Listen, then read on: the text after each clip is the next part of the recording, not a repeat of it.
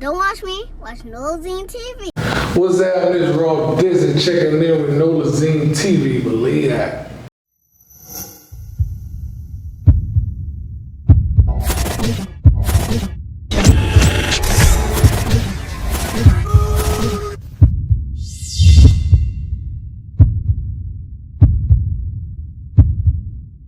Alright, so, for the world, tell them where you from. Downtown New Orleans, Louisiana, Ninth Ward. Ninth Ward, I ain't lie to you. If you and Mr. Magic, if y'all represent the Ninth Ward, because that downtown, yeah, I got to, man, because a lot of people, they, it's like we in numbers, we down in numbers. So, when people say New Orleans or, certain places is like Ninth Ward, so it's like we don't have too many artists that's from there. So I gotta represent, I carry it on my back like Santa Claus, man. Right. Like I was first I was first introduced to you with that maybe Dreams, or that was the Dreams, I think it was Dreams. It was like Ride Smooth used to always bring you out. Yeah. And you you say, downtown and elbows. Right. And like you was the first independent artist I see perform weekly, and people was really in tune with you. Yeah, I think it was a good time. I was kind of in their face a lot. I was always out there. I was messing with the women. I was actually, when I wasn't performing, Ride Smooth just used to give me the mic, and I used to kind of MC the party at Dreams and House of Blues and stuff like that. So people was familiar with me already from that. But I'm just a people person, so in New Orleans, a lot of people know me anyway. So. By doing that. Do you think they actually help you growing fan base around that time? Yeah, man. I mean, because when you in tune with the people and you out here in the streets, that was one of the things Raj had made sure that I understood and I did was get out and shake hands and fuck with people. You know what I'm saying? That so they can see you and they be like, man, dude, really cool. They can see your personality, because I am a cool dude. So I be chilling, so everybody my energy travel. Thanks. You feel me? And also around that time, that was pre-social media. Social media was just coming out MySpace. Yeah, I was in the transition. I was in the transition of social media. MySpace came out kind of when actually MySpace came out when I released Downtown, the album 1,000 Miles to Downtown. That was the year of Katrina. So that was Joseph us through Katrina time, through 2005. 2005. Yeah, we had. But actually graduated that year. See, we had congratulations. We had the MySpace thing, So yeah, transition.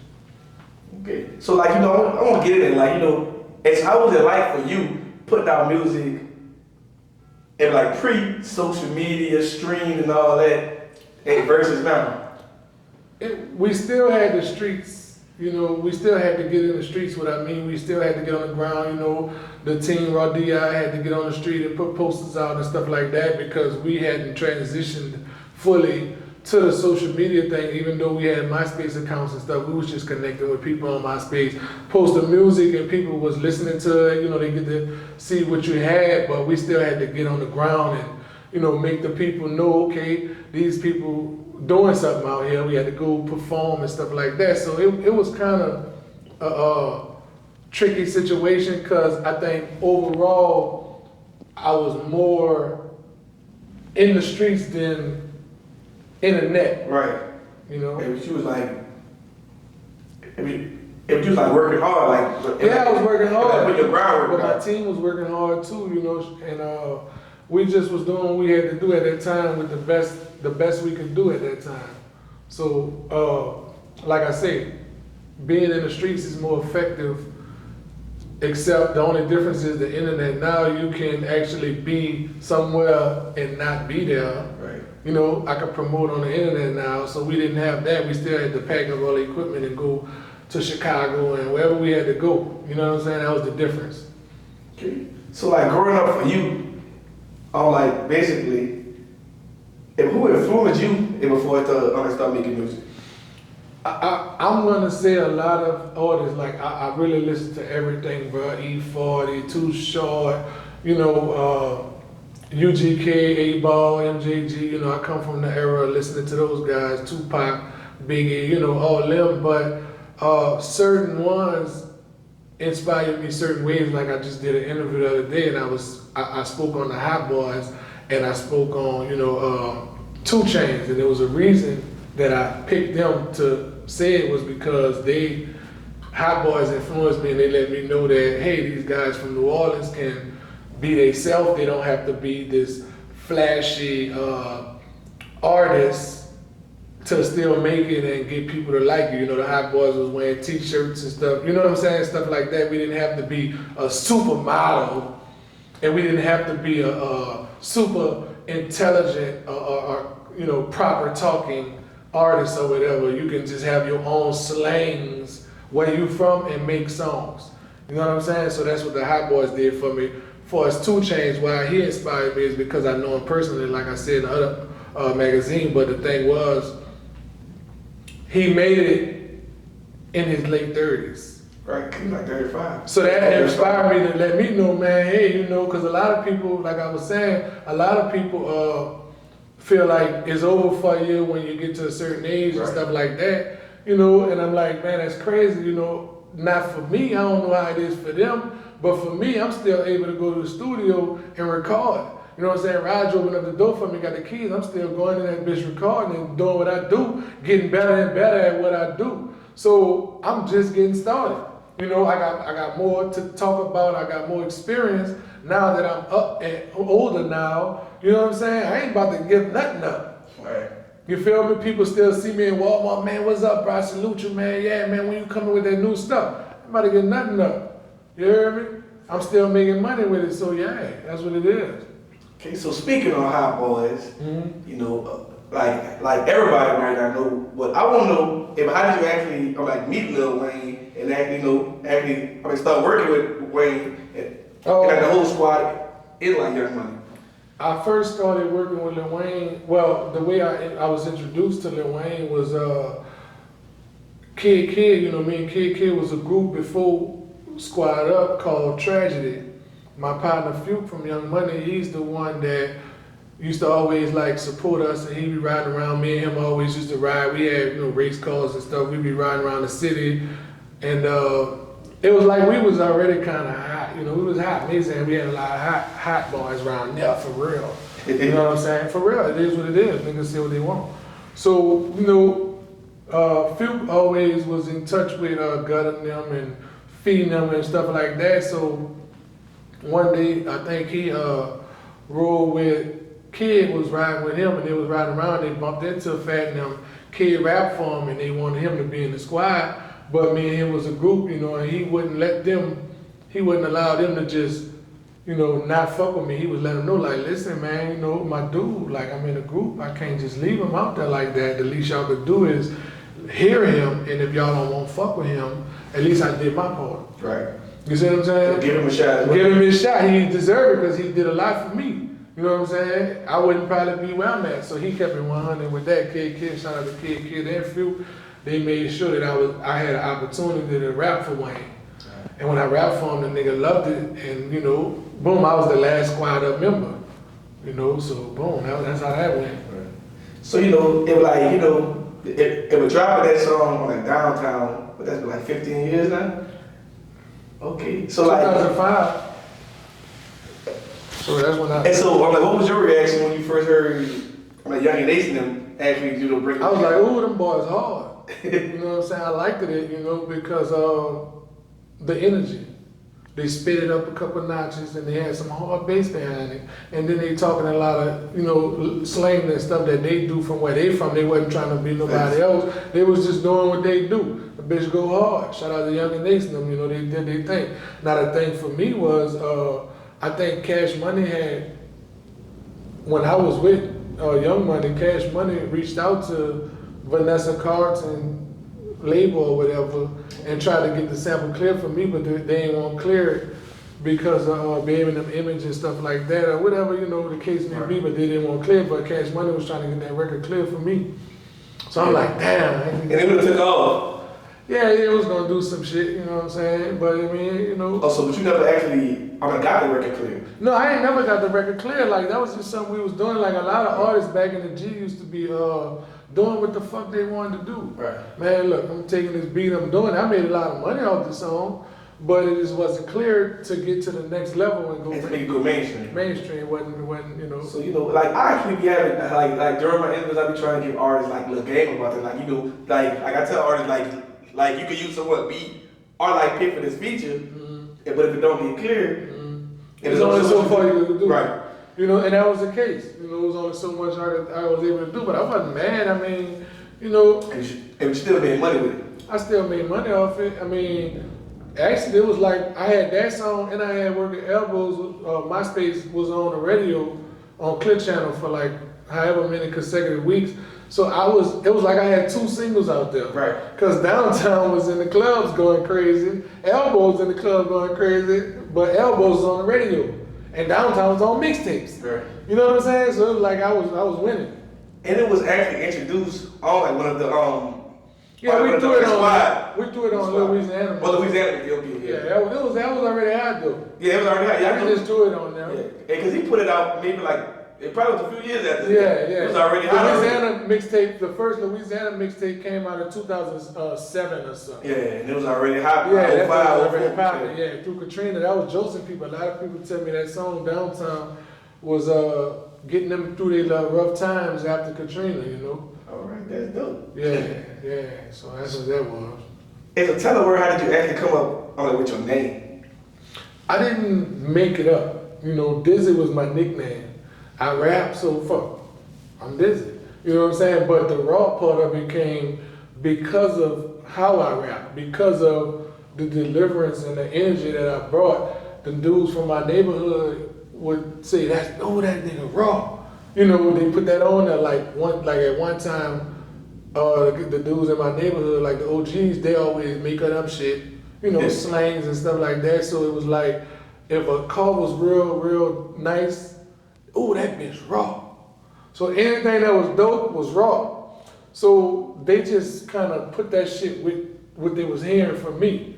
And then I started saying it when I was on the songs and stuff, and Wayne heard it, and then he put it two and two, raw Dizzy. You know, so that's how it was. That was it.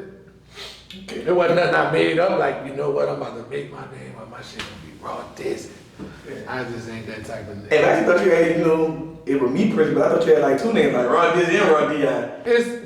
You gotta understand, Raw D.I. was short right for Raw Dizzy. Right. But I started that part of it because I got a song called Hold Up that I put out when I was with the Sqad.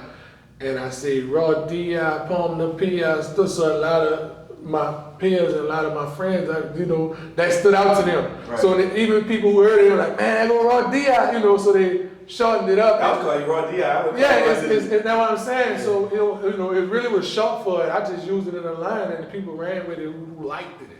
Okay. You feel me? Also, do you have any brand new projects coming up? Yeah, I got a project. I got 2. My solo album, Make It Make Sense, is coming out, but that's coming out after the Uptown Downtown album that I'm doing. It's a collab with Skip from UTP. Skip and Black and Mild producing all the beats on there, and we getting all the talent from the city, the new up and coming. We can't get everybody. We all getting niggas from the West Bank. We got niggas from the East on that thing. Represent, so it's not a Uptown Downtown album. We only fucking with Uptown and Downtown. We getting who we could. We can't get everybody. You know what I'm saying? But Mr. Mina, actually, he the one behind getting the artists. He reaching out to he doing that. Me and Skip, I be way where I be at. Skip be working. He got his restaurants and stuff. So we don't be really into that. Black guy on his time. Mina's the one that's putting the album together. He quarterbacking. He doing all that. But like I say, it's other artists from other places. You know what I'm saying? That's dope, Yeah, but we just really want to bring people together and show they can probably become big. that we got talent down here and everybody could work together. You know what I'm saying? And it sounds though that bitch hard. You gotta see it. But I just released a single. Y'all can go check that out on all the platforms. Raw Dizzy on iTunes, everywhere, Spotify, YouTube, the video on YouTube, my single called I Ain't Lying, because I ain't lying on the song at all. And, it's dope. It got that New Orleans cultural sound to it. I feel like Black and Mild, me and Mina put that together. We did a good job on recreating the New Orleans sound that the world is trying to imitate. So we doing it the way that it's done here, and it's genuine. It ain't, yeah, you know, I'ma do it like this. No, that bitch just, we know what we doing. You know, so, and I ain't lying. So go get that I Ain't Lying Raw Dizzy new single, man. All the platforms, go look at the video on YouTube. Follow me at I Am Raw Dizzy on Instagram, Twitter, you know, and all the social media outlets. Okay. So tell us, like, what separates you, like, from other artists? My passion is different. You know, when I'm in the studio, I'm very hard on myself. It might take me a long time because I don't want to say anything. A lot of people mistake that for I might be tripping, watered down, or maybe I don't know what's wrong with DI, you know, because they be expecting so much from me while I'm recording. Like, if you're in the studio with Dizzy, you like, man, I want to see that nigga be raw DI, you know what I'm saying? But nah, my process taking a little longer because I don't just say anything come to my head. And I'm very talented when it comes to thinking. I'm very clever. So the problem I be having, I be thinking of so many fucking things, I don't even be knowing which part to sing. Like, I'll think about 5, 6 lines in one. Like, on one rhyme, I got buku lines that rhyme with that. I be like, nah, I can't say that one. Then I gotta break it down and boil it down to which one is the best one to fit for this song and like that. So, you know, that's my creative process. I take a long time. Now, sometimes I move fast. It depends on how I'm feeling. You know, it depends on what time of the day it is. 9 o'clock at night, I'm hit. Because I get up so early in the morning. So if I'm in the studio early and you put on a fucking beat, we might have a hit for 12. You see what I'm saying? Because I can do it like that. But most part, I take forever, dog. Okay. I take my time, though. That separates me as an artist because a lot of these artists right now, they go in the studio, and they done. Right. Cause like I just, you know, I've been having this conversation. Like, you know, a lot of people don't know the difference from a rapper and a music artist. Uh-huh. So I want you to explain if it just, you know, That's part of it. That's part of it. They say anything. I ain't mad with nobody. I ain't dissing nobody, man. I think it's amazing. And you should be comfortable. Well, they're comfortable with it. It's working for them. It just don't work for me. What separates me as an artist is being real and telling my real story. Because a lot of people don't know my real story. Like, a lot of people look at me like, okay, he dizzy, he rap, he cool, this and that, but they don't know all the shit I be into and how I get it out the mud for real out here. So, you know, that separates me right there. When I tell you something, I ain't fucking lying. That's why I made that song. This shit real. You might not know it, you know what I'm saying? But it's real. So I can't say that I'm really completely separated from everybody because I cannot say that these dudes lying out here. But if you want some real shit from a nigga who been there and really, you know, it got experience in the game with the raps and some real good raps, structured, you know what I'm saying? All that shit put together, well put together, that's what separates me as an artist. You know, I'm gonna make sure I do that. Oh. So, being in the music industry over 15 years, tell us what do you enjoy most about it, and tell us what you actually hate about it. Well, one of the things that I don't like about the music business is the fact that people follow other people too much. I come from an era where we got so many different genuine original artists, but that's just me. It ain't dissing nobody or nothing, but I come from an era where we got a DMX. Nobody else, especially not 1,000 niggas, is not sounding like DMX. That's a genuine, well-rooted, you know what I'm saying, original artist. I don't think there'll never be another DMX. But his sound, we don't even have niggas imitating his sound like that. Right. Even if the closest thing to a DMX for me is a Ja Rule, his music is not that. Right. He's not imitating him, he just got a fucking strong ass voice. So I come from an era of that. That's one thing that I don't like is seeing a bunch of God's children, and I know God created y'all. Well, I know God is great. All is different. So I know you got something special about you in there, but you just refuse to pull it out because you following what this nigga doing over here. If you saw it work for that person, and you think it's gonna work for you. I don't like that. I got you. Right? Now, one of the things that I do love about it is the fact that a black man, any man, but mainly our people who started hip hop, right, have a outlet to take care of their family and do it off of words. I love it. You know what I'm saying? So all the nigga gotta do is go to school and learn a little something, and you can put this shit together. Cause I was always good. I was always on the honor roll. You know, I was good with word spelling and all that type of stuff. So that was amazing for me to be able to, damn, I could put these words together and now I could become rich as a motherfucker off of this shit. I love that. I could take my family and do this and that. I love that. You know what I'm saying? That's a we ain't gotta go, you know, our generation different. Our parents and grandparents believed in working their ass off and slaving on these jobs. So hip hop made an avenue for a nigga to get a break. You feel what I'm saying? And for generations to come. I love it. Okay. I love the game. All right. So, Yeah. you know, as far as you, like, if it's outside of you looking at, do you feel like New Orleans as a whole, do you feel like other artists actually support each other? I hear people say that, but I know everybody got their mess. All cities got their mess. They feel like they support, but I think the powers that be in other communities are supporting each other. I feel like, you know, the DJs, they got DJs here, and I don't want nobody to take this shit wrong. They got DJs here that support people. Niggas been supporting me forever and a day, right? But I'm talking about as a whole, as a fucking strong source, and everybody being on the same page, I feel like we're missing that part. We have yet to get there. Hopefully we get there one day.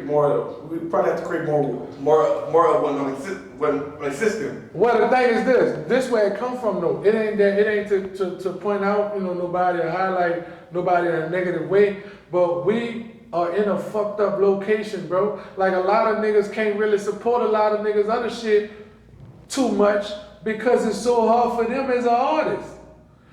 You know what I'm saying? I'm tired of my shit. I can't even come, you know, I got partners who want me to come past by their studio, but I'm in this bitch recording and trying to finish my song. Right. You know, nigga got a party over there. I can't go because I'm over here. You know what I'm saying? So as a whole, I don't know how it's going to happen or whatever. I guess our idea is for this Uptown Downtown project to at least make the other artists here and the DJs and everybody else say, hey man, we fuck with everybody, let's fuck with everybody. You feel me? Let's do this, let's keep going, let's do another one. Let a nigga from the East make a fucking East Bank, West Bank album. And they featuring niggas from downtown and uptown on that bitch like we doing, for them.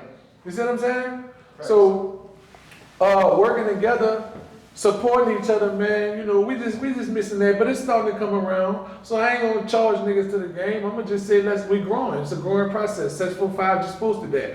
It takes time to grow. So we're, you know, it's taking us time. This shit hard down here. Niggas ain't got no fucking record companies to just catch the bus to Canal Street and go have a meeting with fucking Leo Cole or whatever, and then the Russell Simmons guys. It's hard down here. Niggas gotta be men themselves and do their own shit. You see what I'm saying? So I can't blame nobody for nothing. I didn't make the rules. I ain't fucked the game up. I'm just trying to fix what I could, if I could. You know, at least put forth the effort. So I wish everybody else do it. Anybody send this interview, support anybody from wherever you from. You can even support other people that's on you, but New Orleans, we need to come together. We got the best talent in the world. I don't give a fuck who say what. We'll challenge any nigga, anywhere. Anywhere, they got buku niggas. I can name buku little niggas that'll spit and go off on a nigga top from wherever. You hear me? We got it. We got female. Our females, the hardest motherfuckers on the planet. They harder than the niggas. You hear me? I'm listening to some of these bounce songs. Boy, reading them be going hard, boy, finding and reading and you know what I'm saying? Man, come on, Dino, man, them motherfuckers talking crazy, man. Ignorant, raw shit. Talking about I'm raw D.I., they raw. I done dumped it down, you know what I'm saying? Cause I know that I can make mainstream music that can really get a nigga performing in the stadium. I want to perform in stadiums. I don't want to be performing in nightclubs all my life. So I'm trying to make my shit bigger. You feel what I'm saying? So that's something to think about too. But yeah, man, it's just official, like raw D.I., raw Dizzy. Nolazine. We been supposed to plug up, bro. We doing it now. Yeah. So, like, you know, in like 3 years from now, I'm like, what do you see your music career doing? Man, I'm on this peaceful thing for myself. I'm on this journey, man. I'm all about this manifestation, bro. So, you know, I want people to Google that word if they don't know what manifestation is. You know what I'm saying? I'm a true believer in God, and I believe in speaking things into existence, man. So like my single said, I want $100 million in ASAP. I need that bitch ASAP. I want to have at least that or on the way of that. I want to be in a position to where I can help these guys around here who are here killing up each other, and instead of just trying to fuck over niggas, you know, and take the money and run off, I'm trying to help these dudes see that they can get money. I see myself doing that, helping other people, family members, start businesses and stuff like that, you know what I'm saying? And having fun, doing what the fuck I want to do. You know what I'm saying? 3 years from now, New Orleans back on track, and I'm a part of it. I see that coming, because that's what we already doing.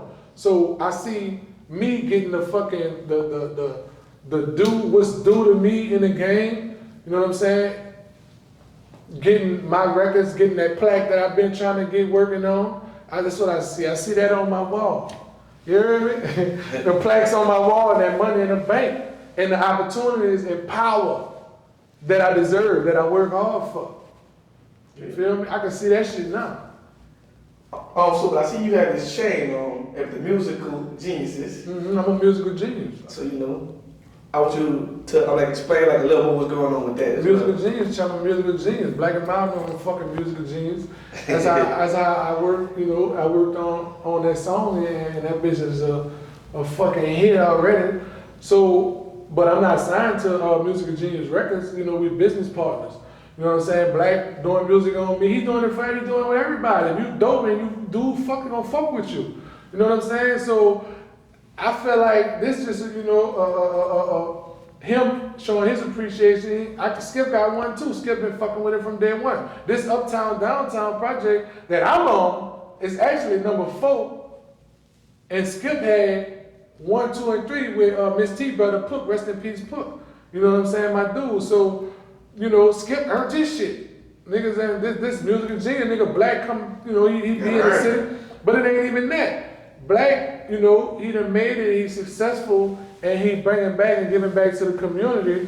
You know what I'm saying? So, you know, I already had these two tennis chains, and Black just gave it a piece, like, throw that on that round. I'm like, yeah, let me get that. Shout out to Black, man. You hold me down, man. Yeah, man. Okay. And so tell us, actually, you know, since you've been in the group with KK, is there ever will be like another mixtape or album from Tragedy? Yeah, we're gonna do it. We're gonna definitely do it. I don't know when. But since you said that, I think I'm gonna start putting it in the motion so we can get it knocked out. Cause he on one end of the world, I'm on another end of the world, and you know, it'd be kind of a little crazy like that. Even if he was here, he got shit he doing and everything. So, you know, Raw Disney and KK, we're gonna do an album one of these days. We're gonna hit him in the head with that bitch right quick, like, wow, yeah. You hear me? That bitch gonna be ignorant. I'm telling you. New Orleans ignorant. Not the real word that you look at the definition of niggas not knowing nothing. That bitch gonna be hard, basically. So tell us, what's next for you? Do you plan on dropping merch, signing artists, working with artists, and starting your own label? I already started my label. My label been up and running, man. I've been business partners with Ryan Smooth since 2000 something. Right. You know what I'm saying? We've been at PCO, Paper Chasing Organization, but I just don't be into branded Paper Chasing Organization. I use it for checks, business, tax, stuff like that. You know what I'm saying? I will brand it, but it's right now, I gotta get Raw Disney back out there. So me running around talking about PCO, for me, you gotta be the brand first. I got to be the brand. You know what I'm saying? That's just what I think. Even whether I'm right or wrong, whatever. But one of my business partners like, man, you gotta put PCO on everything. So I'm gonna start doing it. It's about Raw Disney right now, getting back to where I need to be at. Most definitely. Yeah, you know, so these people can hear this real gangster shit, man. It's hard, real lyrics and shit. They need that. All right, and also, last but not least, tell everybody what can they find you at on social media and other music platforms. Man, look, Raw Dizzy, Instagram, IAMRAWDIZZY.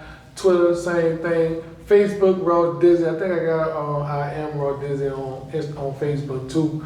But y'all go find the music on Spotify, all the major platforms. I got an album on there called Raw Dizzy, self-titled. So if you go on iTunes or any of the platforms, type in Raw Dizzy, you're gonna see the new single, I Ain't Lying. But they got another album, they got an album cover on there where I think I'm sitting in the truck from a side view. That's my album. They got 10 songs on there. I dropped it in 2017, I think. So y'all can go get all that. I got a website, rawdizzy.com. Right now it's under construction, so I can update it and everything and put the new photos and all the new shit on there since I dropped the new single. Yeah, man, we here. Y'all fuck with me and follow me. I follow back. I got a whole lot of followers of people that I'm following. I'm in the city. Fuck with me. All right, we done. Yeah, Nolazine TV, man. Raw Dizzy, Nolazine TV, man. You dig? I ain't lying. Nolazine, make them scream. Nolazine. Make them SCREAM. Scream. Nolazine, make them scream. You heard me.